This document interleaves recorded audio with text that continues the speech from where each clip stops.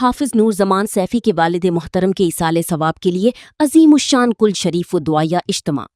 جنٹ تحصیل reporter پیر حافظ نور زمان سیفی کے والد محترم حاجی عبدالرؤف مرحوم کے ایصال ثواب کے لیے ایک عظیم الشان کل شریف و دعائیہ تقریب کا انعقاد کیا گیا، جس میں جید علماء کرام، مشائخ عظام، عقیدت مندوں اور معزز شخصیات کی کثیر تعداد نے شرکت کی۔ اس موقع پر پیر طریقت رہبر شریعت حضرت علامہ پیر خواجہ محمد وسیم جان مبارک سیفی نقشبندی قادری، سجادہ نشین آستانہ عالیہ السدیس مرشد آباد شریف مردان، اپنے صاحبزادگان صاحبزادہ شمس الدین صاحب اور صاحبزادہ محمد مصباح الحق جان وسیم کے ہمراہ خصوصی طور پر تشریف لائے۔ انہوں نے مرحوم کی درجات بلندی کے لیے دعا کی اور مختصر خطاب بھی فرمایا۔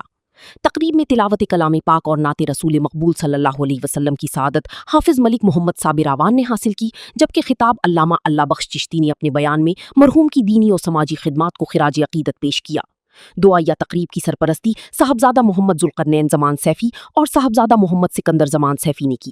تقریب کے اختتام پر مرحوم کی ایصال ثواب، امت مسلمہ کی سلامتی اور ملک پاکستان کی ترقی و استحکام کے لیے خصوصی دعا کی گئی۔